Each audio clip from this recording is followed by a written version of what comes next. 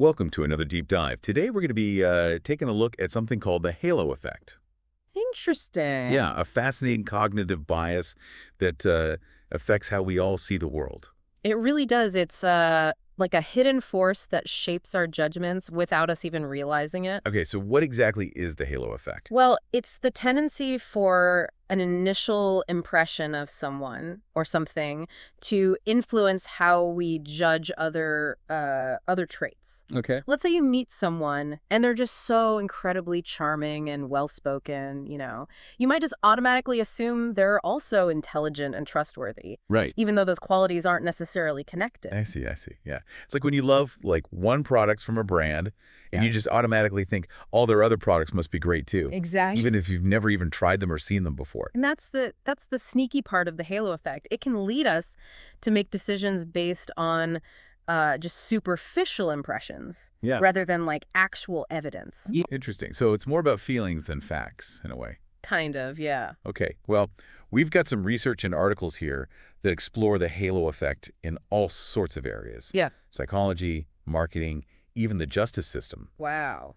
It's amazing how far-reaching this bias is. It really is. It pops up everywhere. So let's start with the psychology behind it. Yeah. The term halo effect was actually coined way back in 1920 by a psychologist named Edward Thorndike. That's right, yeah. So this isn't some newfangled idea. It's been around for a while. No, it's been studied for over a century. Thorndike, he did this fascinating experiment with military officers where he asked them to rate their soldiers Okay. on various qualities, Yeah. things like intelligence, leadership, physical appearance, you name it. Okay, check it. And what he found was that the officers consistently gave higher ratings across the board to soldiers they perceived as physically attractive. Really? So just because a soldier was good looking, they got higher marks for intelligence and leadership? Yeah, it seems a bit unfair, doesn't it? It does, yeah.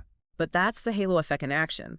That initial positive impression of attractiveness spilled over into judgments of other totally unrelated traits. Wow. And this wasn't just like a one-off finding, right? There's other research that supports this. Oh yeah, absolutely. There was a study where college students were asked to grade essays that were supposedly written by attractive women. Okay. And the essays written by the attractive women received higher grades, Wow. even when the quality of writing was poor. So even college students, supposedly focused on academics, they're susceptible to the halo effect. It seems we're all vulnerable to it in some way, yeah. It's a fundamental part of how our brains just process information. So then this kind of begs the question, have we ever fallen prey to the halo effect? I mean, have you ever found yourself thinking someone was smarter or kinder just because they were attractive? Oh, I think we'd be lying if we said we hadn't. Yeah. It's a natural human tendency. But, by recognizing it, we can start to be more mindful of its influence. Okay, so let's talk about how this plays out in the real world. Let's start with marketing. Sure. Companies are always trying to influence our decisions, so I bet they use the halo effect to their advantage. Oh, yeah, they're masters at it. They understand the power of first impressions, and they really use it to shape our perceptions of their brands and their products. Can you give us some examples? Well, think about Apple.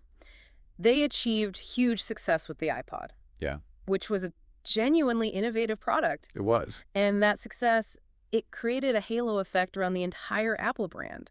People started associating Apple with quality, innovation, and style. Okay, so even if they knew nothing about, say, Apple's laptops or their phones, they were more likely to trust them because of the iPod's reputation. Exactly. And it goes beyond tech companies, too. Right. There's this thing called the health halo, where food marketers use terms like organic or all natural or low fat to create this perception of healthiness. So we might underestimate the calories in a cookie just because it says organic on the packaging. You got it. Our brains latch onto that positive attribute, Right. organic, and it just influences our overall judgment of the product, even if it's not actually that healthy. Wow, it's amazing how easily we can be swayed by these marketing tactics. Yeah. So what can we do to be more aware of the halo effect when we're shopping? That's a great question, and it's one we'll definitely dive deeper into. But first, let's shift gears and explore how the halo effect can impact something as serious as the justice system. Okay, this is where it gets really interesting, because you wouldn't think something as objective as the law would be influenced by subjective biases like the halo effect. You would think, right. Yeah. Unfortunately, research shows that's not the case. There have been studies that have found that attractiveness can actually affect legal outcomes. Seriously, how is that possible? Well, one study had participants acting as jurors, Okay. and they had to hand out sentences to defendants, and they found that attractive defendants consistently received more lenient sentences. Wow, compared to less attractive defendants. Yeah, that's right. That's unsettling to think about. Yeah. It suggests that our justice system isn't as impartial as we'd like to believe. Yeah, it's something to consider, for sure. And, it's not just attractiveness. We also have to consider the reverse halo effect. Sometimes it's called the horn effect. What's that? Well, it's essentially the opposite of the halo effect, where a negative first impression can lead us to judge someone more harshly. Okay. For example, someone who is perceived as unattractive might be unfairly blamed for something they didn't do. So this bias can work both ways, either inflating or deflating our perceptions of someone based on our initial impression. Exactly. And this raises some important questions about fairness and objectivity in our legal system. But before we get too deep into that, let's explore how the halo effect operates in another area of our lives, education. Okay, so tell me, how does this bias play out in the classroom? Well, research has shown that even teachers who are supposed to be impartial can be influenced by the halo effect when they're evaluating their students. Interesting. Can you give me like a specific example? Sure. In one study, teachers were shown videos of students exhibiting hyperactive behavior. Okay. And the teachers consistently rated that behavior as more severe when they were told that the student had oppositional defiant disorder, Oh. compared to when they were told the student had ADHD, even though the behaviors were identical. So the label, not the actual behavior, was influencing their judgment. Precisely. And in another study, teachers were given information about students before they even met them. Okay. Some students were labeled as emotionally disturbed, while others weren't. And I'm guessing those labels had a significant impact on how the teachers perceived the students. You're absolutely right. The teachers held negative expectations toward the students labeled as emotionally disturbed, and those labels impacted their perception of even normal behavior. It's like a self-fulfilling prophecy where the initial label shapes their subsequent interactions. That's fascinating and a bit concerning. Makes you wonder if this happens in other settings, like the workplace. Absolutely. It's a human bias, so it can pop up anywhere we're making judgments about others. Wow. Yeah. So it's incredible how this, seemingly simple bias can have such a big impact on, all different parts of our lives. Yeah, and that's what makes it so important to understand, right? It's not just a quirky psychological phenomenon. Mm. It has real-world consequences. Yeah, for sure, for sure. Okay, so let's, unpack this a little further. Why are we so susceptible to this halo effect? What is actually happening in our brains? So our brains are constantly being bombarded with information, so they've kind of developed these mental shortcuts called heuristics Okay. to help us process everything quickly and efficiently. Okay, so instead of carefully considering all the information about a person or a product, our brains just kind of grab on to one salient feature, like attractiveness or a catchy brand name, and use that to make a judgment. Exactly. It's a way for our brains to conserve energy and make decisions quickly. And often those snap judgments are positive. We're kind of drawn to things that are appealing, familiar, or easy to understand. It makes sense from an evolutionary standpoint, right? Right. Back in the day, our ancestors needed to be able to quickly assess whether something was a threat or an asset. Exactly. Yeah. Yeah. Those who could quickly identify potential dangers or sources of food were more likely to survive and pass on their genes. So our brains develop these shortcuts to help us make those judgments really fast. So the halo effect is kind of like a leftover instinct from our caveman days. You could say that, yeah. And while it may not be life or death anymore, it still shapes how we perceive and interact with the world around us. Okay, so we've established that the halo effect is deeply ingrained in us. But is there anything we can actually do to counteract it? Or are we doomed to just be forever swayed by first impressions? That's the million-dollar question, isn't it? The good news is we're not completely helpless. There are things we can do to kind of mitigate the influence of the halo effect. Okay, give me the tactics. How do we break free? The first step, like always, is awareness, right? Now that you know about the halo effect, you can start to notice it in action. So if I'm at a car dealership and I'm totally smitten by the charming salesperson, I should ask myself, am I being swayed by the halo effect right now? Exactly, yeah. Pay attention to those moments when your judgment feels a little too influenced by a single characteristic, right? Question your assumptions and look for concrete evidence to support or refute your initial impression. Okay, so instead of thinking, oh, this person is well-dressed, therefore they must be competent, I should think, hold on, what specific evidence do I have to support that belief? Precisely. It's about becoming like a cognitive detective. I love that, cognitive detective. But awareness is just the first step, right? Right. What else can we do to, like, actively combat this bias? In situations where objectivity is really crucial, like hiring decisions or legal judgments, we need to create systems that minimize the influence of personal bias as much as possible. Okay, and can you give me an example? Well, blind reviews are a great way to do this. For instance, when you're evaluating job applicants, you can actually remove identifying information, like their name and photo, from their resumes. This helps ensure that your decisions are based on qualifications rather than those superficial impressions. That's a great way to kind of like level the playing field.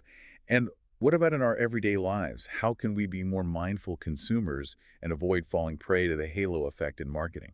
Don't be swayed by flashy packaging or celebrity endorsements. Do your research, compare products, read reviews, focus on the actual value and, functionality of what you're buying. So basically, don't judge a book by its cover or a cookie by its organic label. Exactly, yeah. Right. And remember, be kind to yourself. We all fall prey to the halo effect from time to time. It's part of being human. True, true. But by understanding it, we can start to break free from its influence and make more, informed, rational judgments. And that's what this whole deep dive is all about, empowering you with the knowledge to navigate the world with a more critical and discerning eye. Okay, so we've journeyed through this fascinating and sometimes unsettling world of the halo effect, Yeah. and I think it's pretty clear now that this cognitive bias can really have a profound impact on our perceptions and our decisions. Yeah, it's like you said, a hidden force shaping our judgments in ways we don't even realize. And it's everywhere. It affects us in our personal lives, our professional lives, Yeah. even our interactions with the justice system and education, like we talked about. Yeah, it's really amazing how something so seemingly simple can have such far-reaching consequences. It really is. But while we've talked a lot about the downsides of the halo effect, it's important to remember that I guess it's not always a bad thing, right? Right. Can you explain that a little bit? Yeah, sure. So imagine you meet someone new and they have a warm, friendly demeanor. No. That initial positive impression might encourage you to, get to know them better, which could lead to a genuine connection. I see. So in some cases, the halo effect can like actually facilitate positive social interactions. Absolutely. It can kind of act as a social lubricant, Yeah. in Yeah. helping us form bonds and build relationships. Okay. Okay. So it's not all doom and gloom then. Mm. It's more like a double-edged sword, I guess, with the potential for both positive and negative outcomes. Yeah, exactly. And that's why understanding it is so, so crucial.